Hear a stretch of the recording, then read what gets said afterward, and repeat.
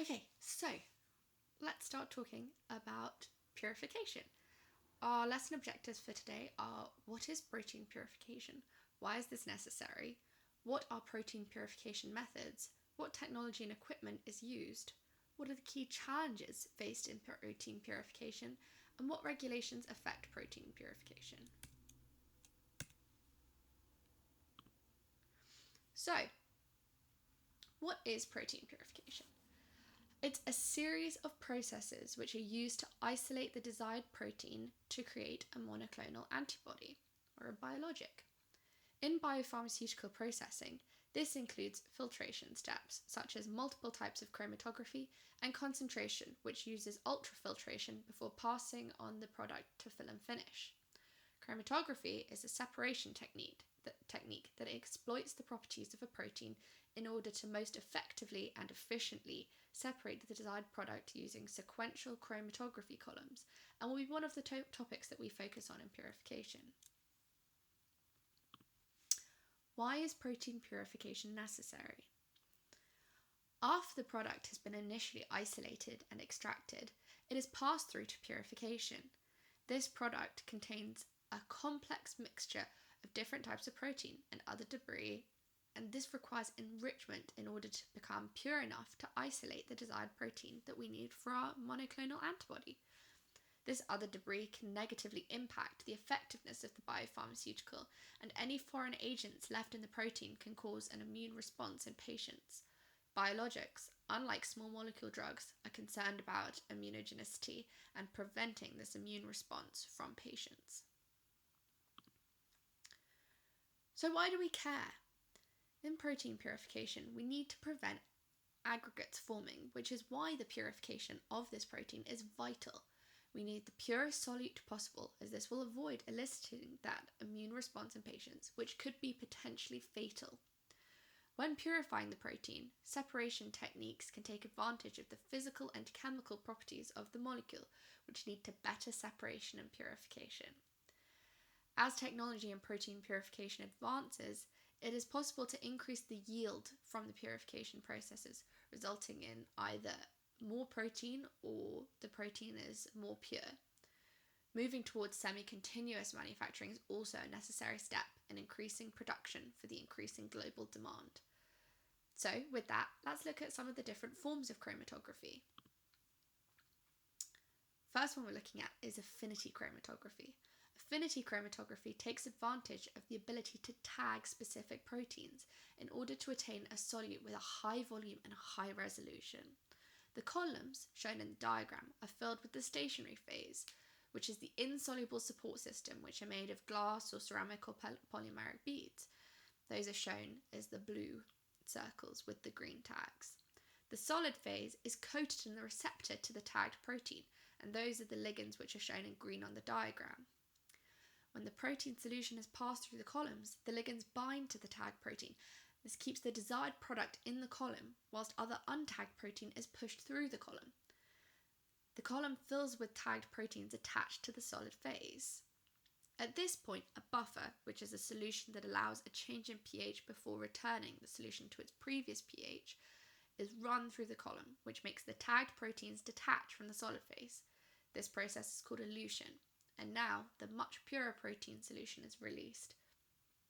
The most common form of affinity chromatography is protein A chromatography, and more information on this is included in the next slide. So here we get a bit technical.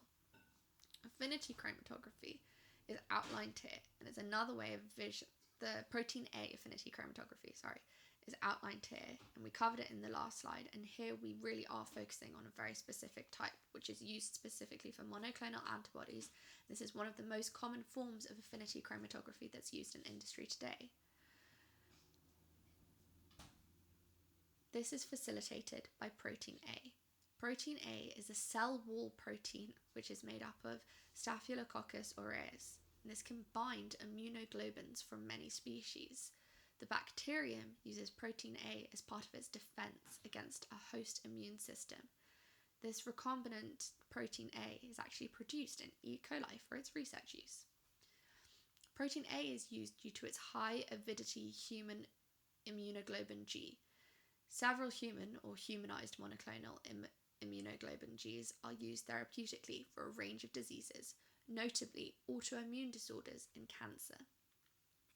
So, in addition to having a high capacity for antibodies, as in they're well suited to the specific antibodies, protein ABs are also very resistant to denaturing agents, such as urea or chaotropic agents like potassium thiocyanate and guanidine hydrochloride, which is less relevant right now, but those are some big chemical words.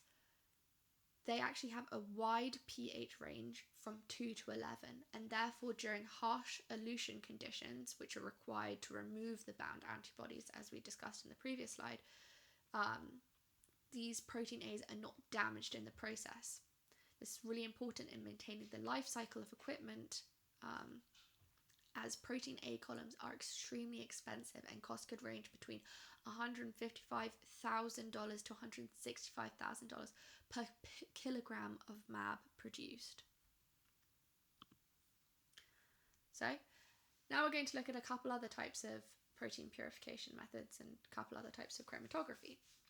Gel filtration is another type of chromatography that is also known as size exclusion chromatography, as protein molecules are separated according to their molecular weight. Low molecular weight proteins flow through and around the beads in the direction of solvent flow, and high molecular weight proteins flow around the beads without interacting with the matrix material, as shown in the diagram. This means that proteins are eluted in order of size, from largest to smallest. Another type of chromatography is ion exchange chromatography. Proteins here are separated according to differences in their charge.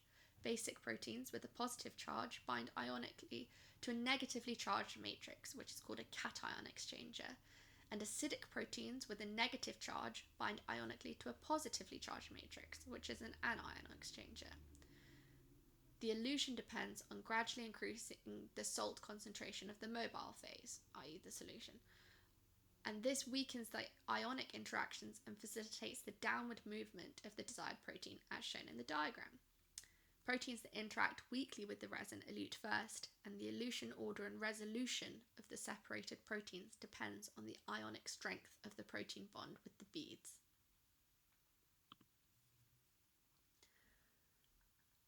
A final chromatography type is hydrophobic interaction chromatography, and this makes use of the hydrophobic or hydrophilic properties of a protein. In this diagram, the small grey bars are the solid support we've been discussing, i.e. the beads, and the red circles or beads are the ligands that are attached to it.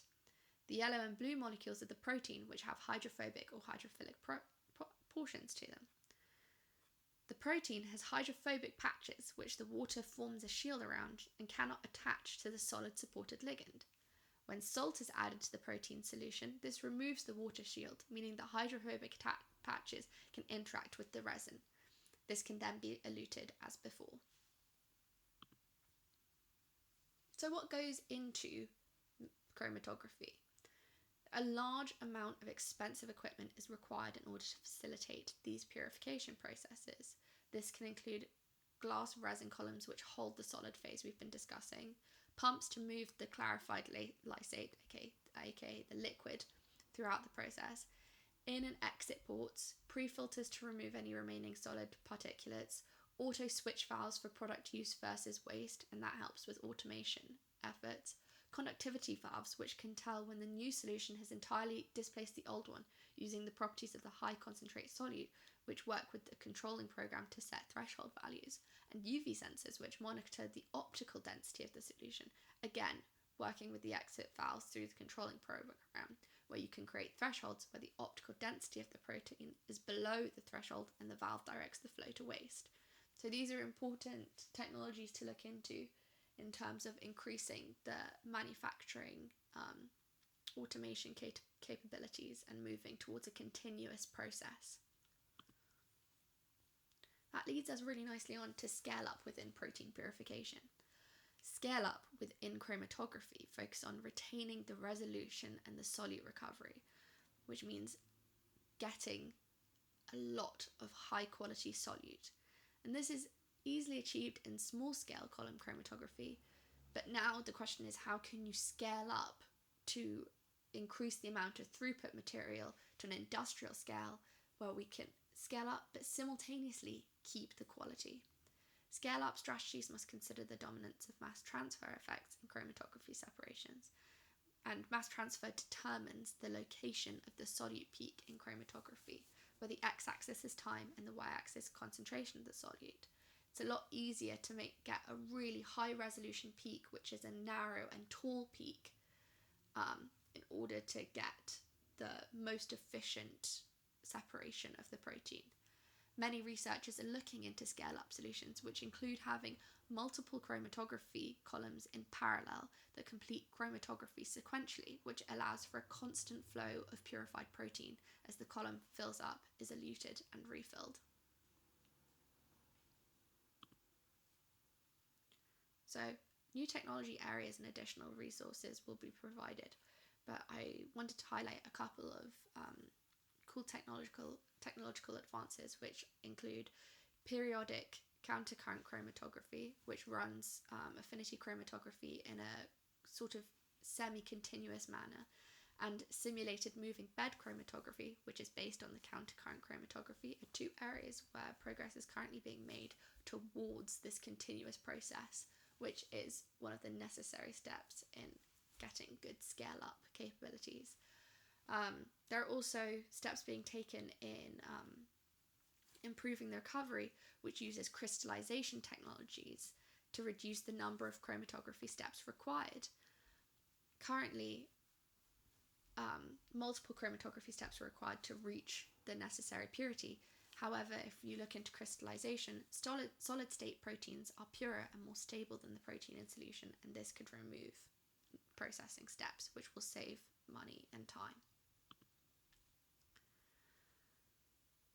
Concentration is also a necessary factor when considering monoclonal antibody production. To quote directly from Geraldine Ashbash and Steve Vermont, who have an excellent description of concentration steps and why they're extremely necessary, is published in Bioprocess International. Membrane-based tangential flow ultrafiltration, or TFF, unit operations are used for clarifying, concentrating, and purifying proteins. In TFF, a solution is pumped tangentially along the surface of a membrane filter. Applied pressure forces a portion of the fluid through the membrane to the filtrate side. Particulates and macromolecules that are too large to pass through the membrane pores are retained on the upstream side and swept along by the tangential flow. This makes TFF ideal for fine size-based operations. Monoclonal antibody downstream processes usually involve one ultrafiltration or diafiltration step. This is one of the most widely used forms of TFF, and it is useful in separations of proteins from buffer components for buffer exchange, desalting, and the concentration prior to product fill and finish. The objective of this step is to reduce batch volumes and exchange buffers for the final formulation. To cut in for a second, if you remember before when we were talking about elution and passing a buffer through in order to release the desired protein, you then have to be able to separate the buffer from the desired protein. As they go on to say, another limitation is that dosages are limited by the amount that you can deliver to a patient in a subcutaneous injection. You can't continuously inject patients subcutaneously. Therefore, being able to produce a formulation that has a high level of monoclonal antibody concentration in such a small volume is a key to creating effective biologic drugs.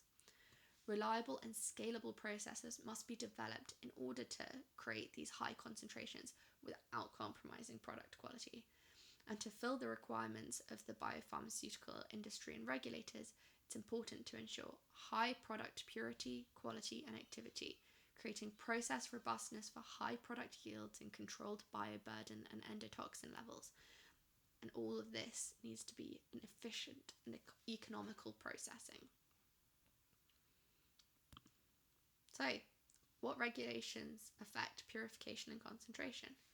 There are three main regulation sections to highlight to you, which is ICH Q5, which focus on the quality and stability of testing of biotechnological products.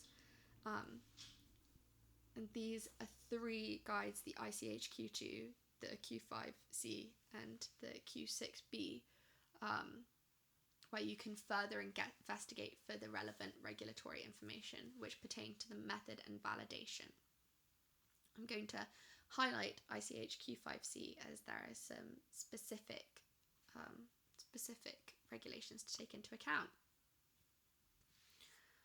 So, it continues in a pretty similar theme to previous sections, but once the process is defined, manufacturers must submit their process to the FDA and other regulatory bodies, which have a full report which show during the drug development, the manufacturers tested their process for purity to ensure the safety of the project, but that they also updated tests as necessary as the process changed and developed. Manufacturers must still generate and maintain the data for a minimum of 6 months and be able to prove that their drugs and process are safe and that they're following the guidelines set out in ICH Q5C. The process data must also be maintained for batches that are distributed to the public in case of recall or other need to review specific batch data. To approve the process, ICH requires at least, at the minimum, samples from 3 different batches with the results over the specified minimum 6-month period. So that's 3 different batches with results from over a 6-month period. If the drug is intended to be stored for longer, a longer time period must also be satisfied. So if you're looking to store the drug for 10 months, you have to be able to prove testing over 10 months. The purification data must also be reproducible, which means that it's worked more than one time, and the data has been held for the required time period.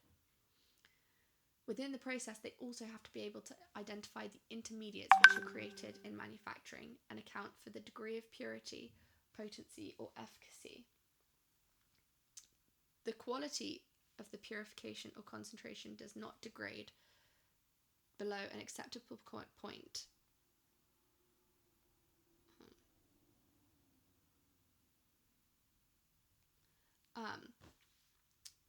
Does not degrade below an acceptable point as the equipment or product ages. Every time there is a significant process change, as stated earlier, manufacturers must reassess their purification and concentration methods.